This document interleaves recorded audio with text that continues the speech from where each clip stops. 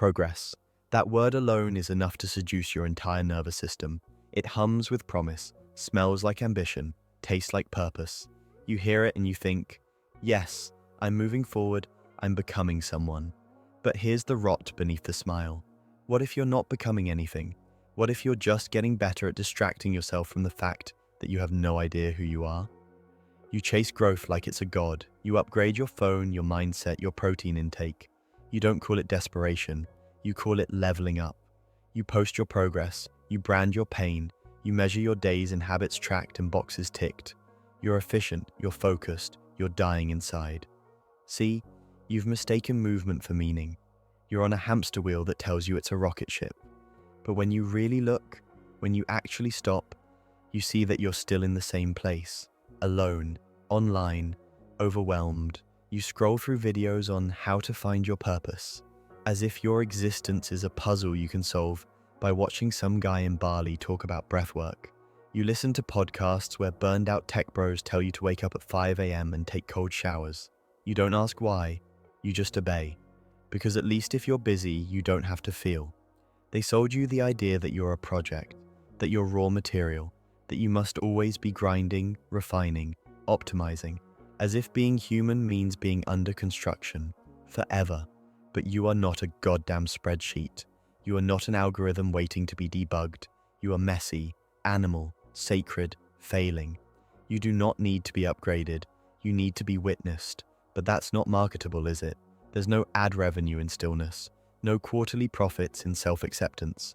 So they keep dangling the carrot. The better you, the future you, the healed you. Just out of reach. Always just out of reach. And you chase it because the chase is safer than the stillness. Because if you stop running, what's left? Just silence.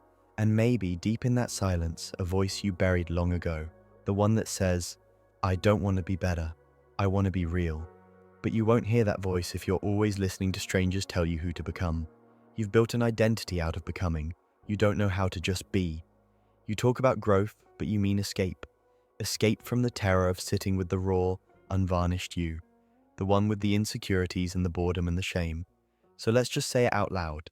Maybe you're not growing. Maybe you're just very good at pretending. Maybe this isn't healing. Maybe it's performance. A performance so convincing even you forgot you were acting. But here's the twist. Here's the punchline that's so absurd it almost feels like truth. What if you're not broken? What if there's nothing to fix? What if progress was never the point? What if this, the aching, twitching, yearning mess of it all, is the real thing? And the rest, the structure, the plans, the perfect morning routine, is just set design. You want a transformation? Fine. Burn the to-do list, miss your goals, sit in your chaos like it's your favorite armchair, feel the weight of your own absurdity, and laugh, because there's something kind of hilarious about all of it. How we sprint towards self-improvement just to avoid meeting ourselves. We build entire personalities out of pretending to become what we already were before the fear set in. Now that's comedy, and maybe that's the real rebellion. Not to succeed, not to evolve, but to exist, visibly, unapologetically, badly, in a world obsessed with polishing the self. So go ahead, be inconsistent, be a mess, cry at 3 a.m., then eat cereal like a demigod. You're alive, goddammit. You don't need a reason for that. Maybe you'll figure it out. Maybe you won't. Maybe you'll die with 5 unread self-help books next to your bed. But at least you'll die a little less hypnotized, and maybe that's the closest thing to progress we'll ever get. Or not. Maybe it's all bullshit. But hey, what's one more illusion? It didn't kill you. It just made sure you stopped trying to live. There's a quiet kind of suicide that doesn't make headlines. No blood, no drama, no final note. Just the slow suffocation of a soul under the warm, weighted blanket of repetition. You know it. You're probably living it. A death by sameness. Master's stability. You wake up to the same alarm, muting it like you mute your own instincts. You shower in the same temperature, eat the same breakfast, and march yourself into the same office wearing your I'm fine mask like it's regulation. The years blur. You're proud of your routine, your consistency, your ability to keep it together. But keeping it together is not the same as being alive. Routine has seduced you, not like a passionate lover, but like a nurse quietly overdosing your IV. It promised you safety, and you, in your desperate attempt to avoid pain, believed it. You built your life like a hallway with no doors, predictable, padded, painless. You forgot that the absence of pain isn't joy, it's numbness, and you call that being an adult. You used to feel things, you used to crave something, though you couldn't name it. Maybe it was danger, maybe it was greatness, maybe just different. Now, you crave nothing, except maybe sleep or silence.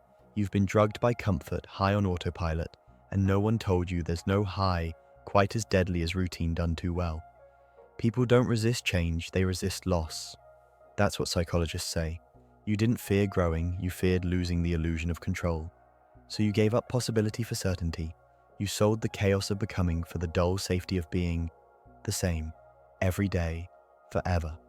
What you didn't realize was that you were making a trade, and like all trades, there was a price. Routine costs you your edge, your hunger, your curiosity, your chaos, the very chaos that made you human.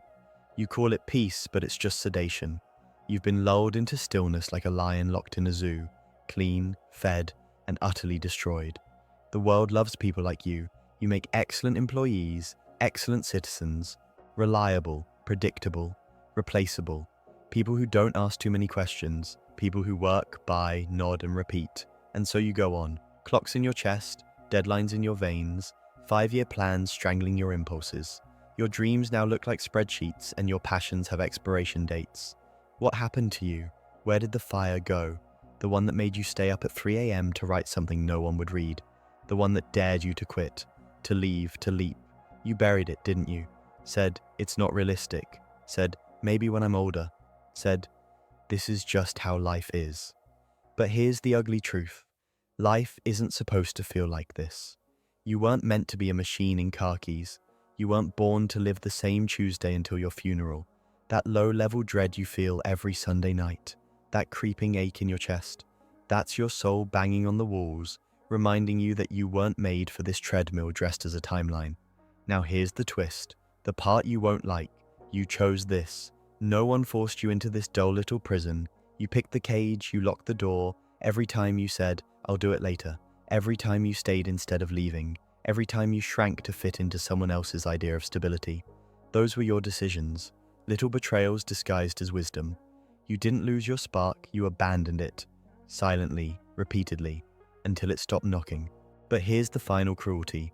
Even if you somehow break out, burn the job, leave the city, chase the damn storm, you'll still suffer.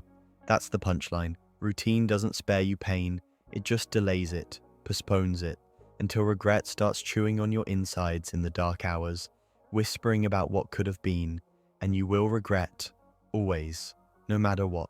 That's the cost of being conscious. There is no version of life without regret. That's the tax you pay for having options. So the question isn't, will I suffer? The question is, what am I willing to suffer for? Because routine will demand your life without ever asking your permission. It will take your 20s, your 30s, your wildness, your wonder, and you'll thank it for the stability. You'll call it growing up, but inside you'll know you didn't grow. You stalled, you calcified. No dragons slain, no monsters faced, no depths plumbed, just boxes checked. You'll sit on your couch at 65 with a decent pension and a good credit score, and you'll feel nothing. Because your life was a museum of missed chances, safe, predictable, and empty. Don't confuse motion for meaning. Don't confuse discipline for death. Routine is a tool, not a religion. Use it to build, not to bury. Because the graveyard is full of people who followed the rules, and none of them made history. You open your laptop again. The familiar glow washes over your face like a quiet invitation. Come, rest here. Forget the world. You dive into a video game, the kind where time slips away unnoticed, where every kill, every quest, every endless achievement pulls you further from yourself. Outside, the day darkens, but inside, the colors never fade. Hours fold into hours. Your hands move mechanically, your mind drifts somewhere numb. You know you should stop, maybe tomorrow, but tomorrow is another borrowed moment, another chance to press pause on the reel. Or maybe it's the late night scroll through endless feeds, a feed of perfect lives you don't live, faces you don't know, moments you don't share. The dopamine rush is brief, a hit followed by a craving for more, or the solitary click on a link you've promised yourself you wouldn't open again, an escape into anonymous lust, a shallow comfort that fills a deeper emptiness. It's not a matter of right or wrong, it's not moralizing, it's survival. Comfort calls because reality is unbearable sometimes. The crushing pressure of expectation, the gnawing silence of loneliness, the dread of facing the self unfiltered. But here's the catch, every comfort demands a price. Not now, not immediately. The cost is deferred, like a loan you don't read the terms for. And life is the relentless collector. Philosophers have long warned of this silent bargain.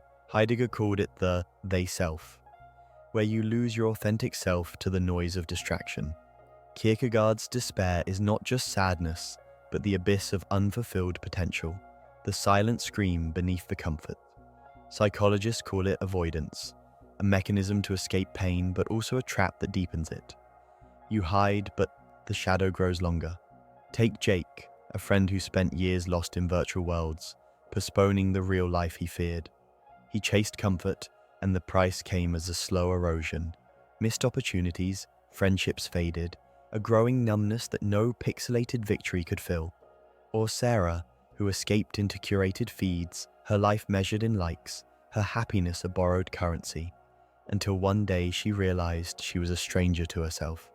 Or the nameless faces lost in silence, who found temporary relief in fleeting pleasures, only to awaken to an emptiness that no distraction could fill. But here's the dark grace. No matter what you choose, distraction or confrontation, you will carry regrets. That's the human condition. The good thing, if it can be called that, is that regret is universal. Whether you lost yourself in comfort or in fear of discomfort, you pay a toll. You regret the time not spent, the words not said, the chances not taken. So the question isn't about escape or endurance. It's about knowing the cost and carrying your regrets with eyes open. Because life never offers a clean slate. You will always have debts to pay, in moments lost, in roads not traveled, in truths not faced. Comfort is a beautiful liar, but regret is the honest companion who walks beside you, no matter where you go. The choice isn't between pain and peace, but between unconscious surrender and conscious living, even if that living means embracing the shadows that come with it. In the end, the screen will go dark, the distractions will fade, and you will be left with yourself, regrets and all, and that, perhaps, is the only true reality. You've been seduced by the comfort of delay. That's not an insult, it's an observation, a diagnosis, clinical, if you will. You didn't choose to rot slowly, not exactly, but rot you did, bit by bit, day by day. Not with a bang, but with a scroll, with another Netflix episode, another 5 more minutes, another lie that felt just cozy enough to swallow.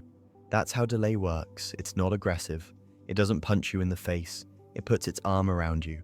It tells you you're tired, that you've been through a lot, that you deserve rest. And maybe you do, but delay doesn't give you rest. It gives you numbness dressed up like self-care. You don't even notice the trap, because the trap feels good. That's the poison. It doesn't hurt. It soothes. It rewards you for staying exactly where you are. Every time you flinch at the work, the chaos, the responsibility, delay pats your head and says, "Not yet, later, when it's perfect." Here's the thing, it's never going to be perfect. And you know that. Deep down, the world doesn't care about your wounds. It barely cares that you're alive. And that's not meant to depress you. That's meant to wake you the hell up. Your comfort is killing you. Slowly, efficiently, like a high-functioning disease. You're not lazy, you're just anesthetized. And the worst part? You did it to yourself, because action is terrifying. Action means failure, means judgment, means accountability. So instead you delay. You delay the novel, the phone call, the confrontation, the career, the apology, the version of you you're supposed to become. Why? Because delay gives you a convenient story. I'm not there yet, but let me tell you, nobody's there yet.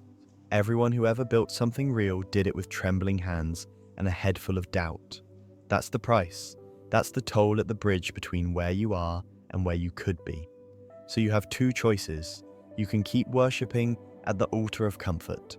Keep kneeling to the God of maybe tomorrow. Keep lying to yourself in small, quiet ways until your life becomes one long excuse. Or you can move. Now.